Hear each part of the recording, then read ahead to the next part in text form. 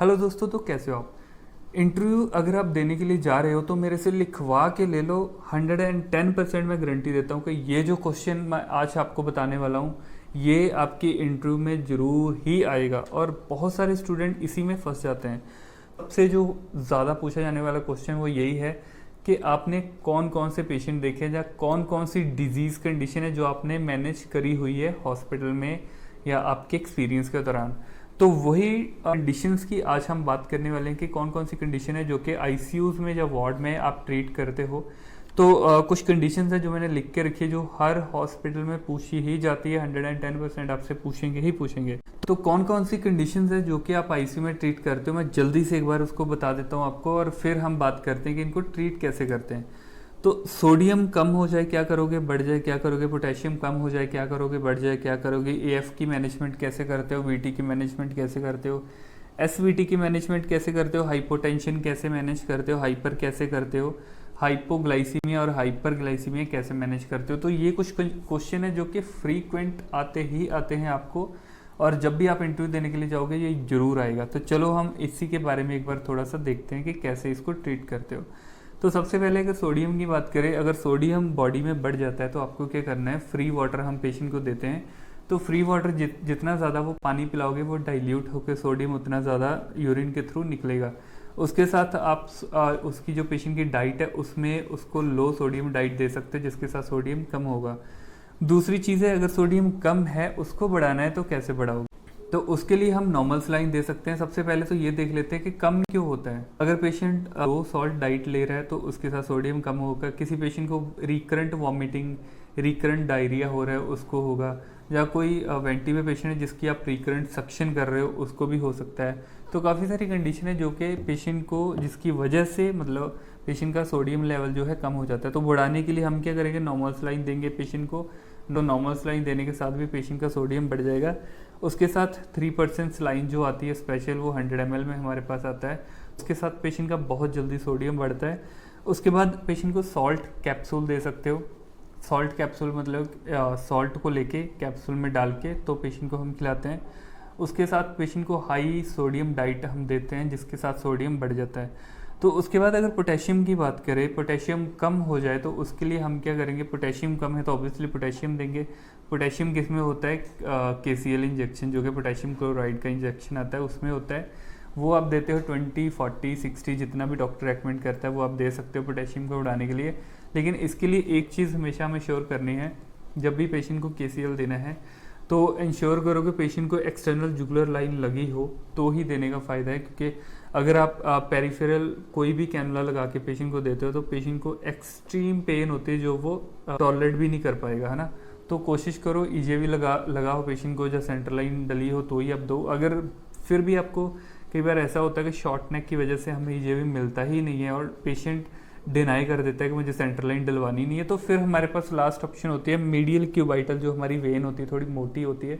इसमें हम 18 नंबर का कैनुला, जो 18 गेज का कैनुला डालते हैं। तो 18 गेज के कैनुले के साथ आप 20-20 करके पेशेंट को दे सकते हो, जिसके साथ पेशेंट का पोटेशियम बढ़ जाता है, पेन थोड़ी सी कम होती है। तो उसको जितना ज़्यादा डाइल्यूट करोगे उतना पेन कम करेगा, ठीक है। दूसरी ओरली आप पॉटक्लोर पेशेंट को दे सकते हो जिसके साथ पेशेंट का पोटेशियम जो है बढ़ जाता है। बढ़ाने के लिए ये दो हो गया, एक आईवी इंजेक्शन हो गया केसीएल और दूसरा पॉटक्लोर हो गया। अगर बड़ा है पेशेंट का तो कम करने के लिए क्या करोगे। कोई भी पेशेंट अगर बिल्कुल नॉर्मल है, वैसे ही कोई उसको किडनी की प्रॉब्लम नहीं है, फिर भी उसका पोटेशियम बढ़ जाता है, तो उसमें हम क्या करते हैं, हम इंसुलिन देते हैं डेक्सट्रोज में डाल के। उसके साथ साथ आप के बाइंड सैशे पेशेंट को दे सकते हो, उसके साथ भी पेशेंट का पोटेशियम जो है मोशन के थ्रू निकलेगा और कम होगा। उसके साथ साथ कैल्शियम ग्लूकोनेट इंजेक्शन आता है, आप वो दे सकते हो 10-10 ml करके टीडीएस में दे सकते हो, या क्यूआईडी भी दे सकते हो, मतलब दिन में 4 बार।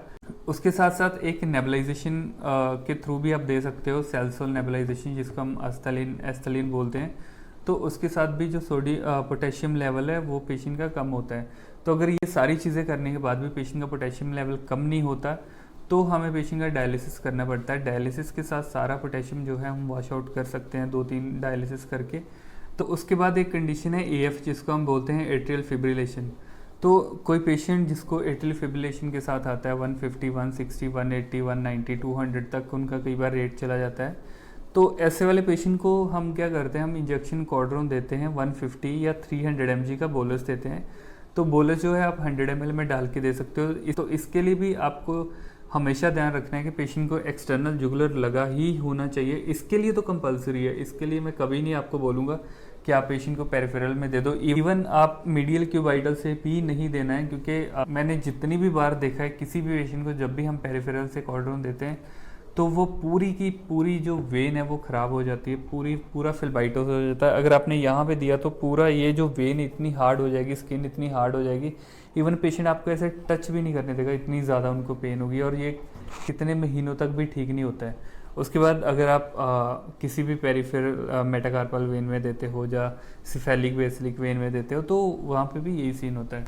तो इसलिए हमेशा इग्नोर करो कि आप पेरिफेरल इसको दो, आप हमेशा एक्सटर्नल जुगुलर दो। अगर नहीं आपको मिल रही तो डॉक्टर को बोलो लगाओ, अगर उनसे भी नहीं लग रही तो फिर सीधा सेंट्रल लाइन डलवाओ, फिर उसको ट्रीट करो। तो यहाँ पे जो कॉर्ड्रोन है वो हम कैसे देते हैं वो भी मैं आपको बता देता हूँ।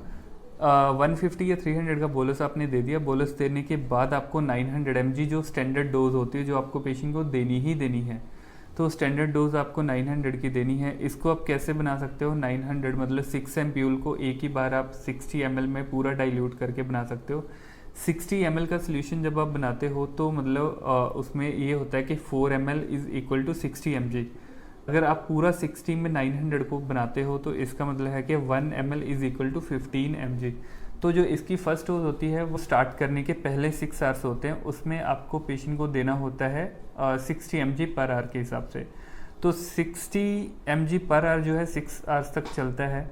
उसके बाद आप पेशेंट को देते हो 30 mg फॉर नेक्स्ट 18 आवर्स के लिए, मतलब 24 आवर्स चलना है ना ये 900 डोज।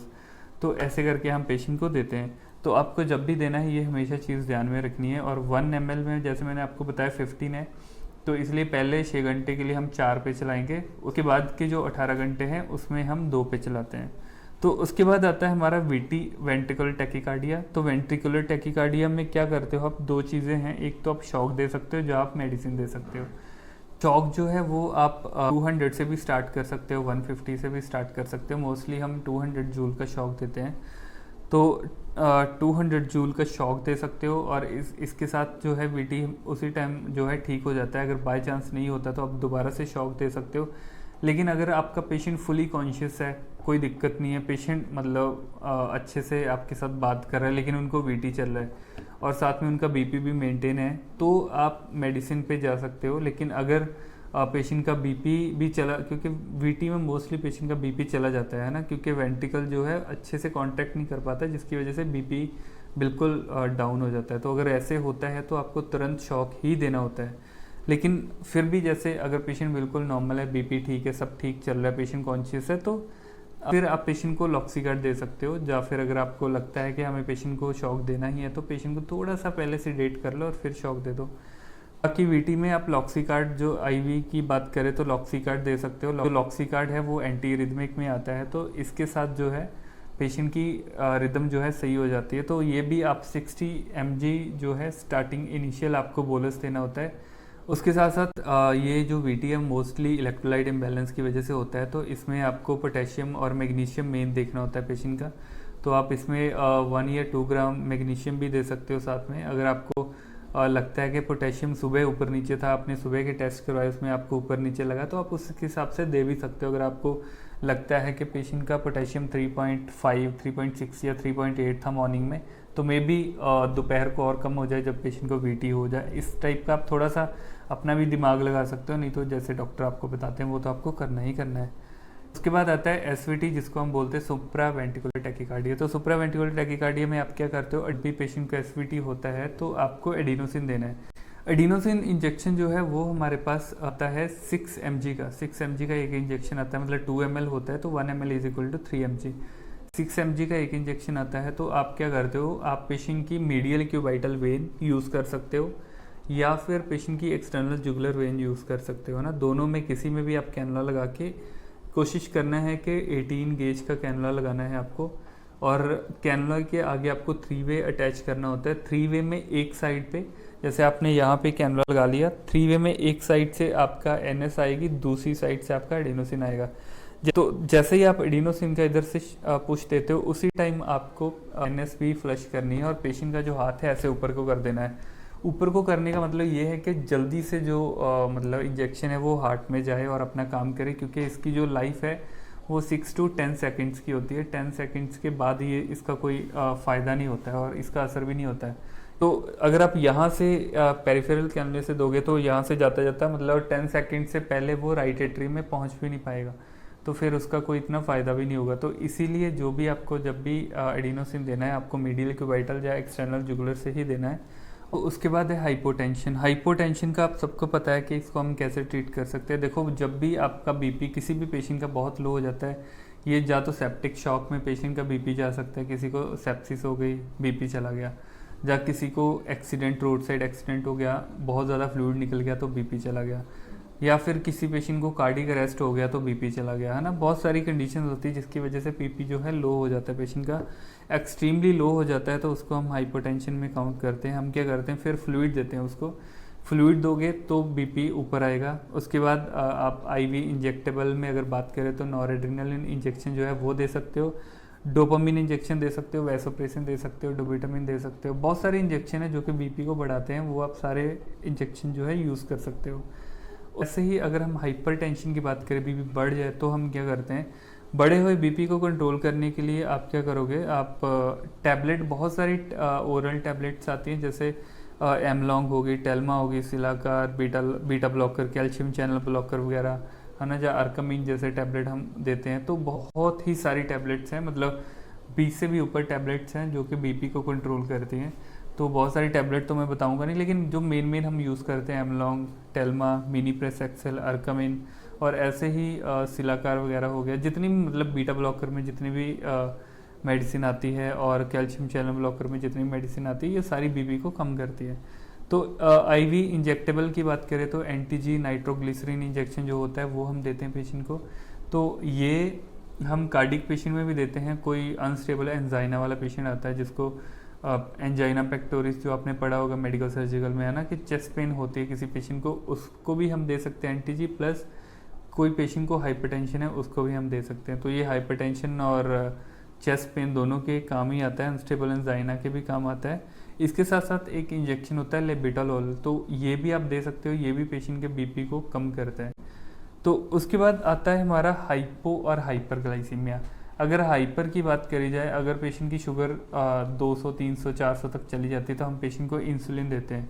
इसके साथ साथ जो एंडोक्रिनोलॉजिस्ट होते हैं वो क्या करते हैं, insulin plus long acting insulin दोनों स्टार्ट कर देते हैं, plus OHA, oral hypoglycaemic agent, कोई भी मेडिसिन जैसे हम यूज़ करते हैं, जैसे मेटफॉर्मिन हो गया, ग्लिजिड हो गया, ग्लिमिप्राइड हो गया, बहुत सारी मतलब OHA होती है जो कि हम शुगर को डाउन करने के लिए करते हैं। इसके साथ साथ अगर इंसुलिन शॉर्ट एक्टिंग की बात करें तो ह्यूमन एक्टापिड हो गया या फिर ह्यूमन रेगुलर इंसुलिन वाला हो गया, तो ये भी आप दे के पेशेंट की शुगर को जल्दी से डाउन करते हो, है ना। इसके साथ साथ एक होती है लॉन्ग एक्टिंग, जैसे लेंटस वगैरह आती है, ट्रेसिबा आती है, ये जो होती है ये लॉन्ग एक्टिंग होती है, मतलब 24 आवर्स से भी ज़्यादा असर रहता है। तो ये आप पेशेंट को आफ्टर डिनर देते हो। तो बाकी जितनी भी शॉर्ट एक्टिंग होती है वो सारी आप बिफोर ब्रेकफास्ट या बिफोर लंच या बिफोर डिनर देते हो, मतलब खाने से पहले देते हो आधा घंटा। लेकिन ये जो लॉन्ग एक्टिंग होती है जो खाने के बाद आप देते हो, है ना, मतलब जब भी पेशेंट सोना था उस टाइम। ये तो हो गया हाइपर को हम कैसे ट्रीट करते हैं। और हाइपो की अगर बात करें, किसी पेशेंट को हाइपोग्लाइसीमिया, जो सबसे ज़्यादा पूछा जाने वाला क्वेश्चन है, आपको बहुत बार हॉस्पिटल में ये पूछा जाता है कि हाइपोग्लाइसीमिया क्या होता है। तो हाइपो क्या होता है कि जब भी किसी भी पेशेंट की शुगर जो है 70 से बिलो चली जाती है तो उसको हम हाइपो काउंट करते हैं। तो बहुत बार ऐसे भी होता है कि हॉस्पिटल में अगर किसी पेशेंट का 75 चला जाता है तो हम उसी को सोच लेते हैं कि यार पेशेंट को हाइपो, उसको हम नहीं बोलते हैं। जो नॉर्मल, कई बार जो नॉन डायबिटिक पेशेंट भी होते हैं, सुबह अगर आप उनकी खाली पेट शुगर चेक करोगे तो 85, 80 या 82 या 90, 95, 100 से नीचे आपको मिलती है। तो ये हाइपो नहीं होता है, ये नॉर्मल ही होता है। तो इसमें आप क्या करते हो, अगर किसी पेशेंट की 70 से ऊपर शुगर आ रही है, आप उसको कुछ भी मीठा दे सकते हो, कैंडीज दे सकते हो, खाना दे सकते हो, कुछ भी दे सकते हो जिसके साथ उनकी शुगर बढ़ेगी ही बढ़ेगी। उसके साथ साथ अगर कोई पेशेंट वेंटिलेटर पे है या कोई पेशेंट मेटाबॉलिक एसिडोसिस वाला है या कोई वैसे डायबिटिक पेशेंट है, उनकी शुगर 70 से भी नीचे चली जाती है, तो फिर आप उनको डेक्सट्रो दे सकते हो। लेकिन कोई वेंटी वाला पेशेंट है, उसकी 75 या 80 भी हो तो भी आप उनको हाफ डेक्सट्रोज दे ही सकते हो, क्योंकि इसके साथ क्या है, आपको पता है कि वेंटिलेटर वाला पेशेंट है वो ओरली कुछ खा नहीं सकता, कुछ मीठा ले नहीं सकता, और जो हम उनकी डाइट आती है, जो भी उनकी फीड आती है, उसमें भी बहुत ज़्यादा उसके साथ शुगर बढ़ती नहीं है। तो आप अलग से मतलब उसको डेक्सट्रोज दे सकते हो, या फिर अगर नॉर्मल पेशेंट है उनको आईवी फ्लूइड भी स्टार्ट कर सकते हो। अगर वेंटी वाला ऐसा पेशेंट है कि उसको कोई किडनी की डिजीज़ नहीं है, या कोई उसको मतलब इजेक्शन फ्रैक्शन लो नहीं है हार्ट की, तो उनको आप फ्लूइड भी स्टार्ट कर सकते हो, डेक्सट्रोज वगैरह जैसे D10 आता है, D5 आता है ना, वो स्टार्ट कर सकते हो, जिसके साथ उनकी शुगर लेवल मेंटेन रहता है। तो ये कुछ क्वेश्चन हैं जो कि आपको इंटरव्यू के दौरान पूछे जाएंगे, और मैं आपको फिर से बोल रहा हूँ कि ये क्वेश्चन बहुत ही ज़रूरी है, आप इसको अच्छे से पढ़ लो। तो आपने अगर ये पढ़ लिए तो आपको इनमें से कुछ ना कुछ क्वेश्चन तो आएंगे ही आएंगे, और आप उनका आराम से आंसर भी कर दोगे। तो दोस्तों आज की वीडियो में बस इतना ही है। तो हम मिलेंगे नेक्स्ट वीडियो में, तब तक के लिए मैं कोई और नए टॉपिक आपके लिए ढूंढता हूँ। आपको भी कोई टॉपिक अगर सजेस्ट करना हो मुझे तो कमेंट सेक्शन में बता सकते हो, तो मैं उनके ऊपर भी वीडियोस बनाऊंगा। तो बाकी अगर वीडियो अच्छी लगी है तो वीडियो को लाइक और चैनल को सब्सक्राइब कर देना, क्योंकि बहुत सारी वीडियोस इसी के रिलेटेड, नर्सिंग के रिलेटेड आती रहेगी इस चैनल पे। तो हम मिलते हैं नई वीडियो के साथ, तब तक के लिए बाय बाय।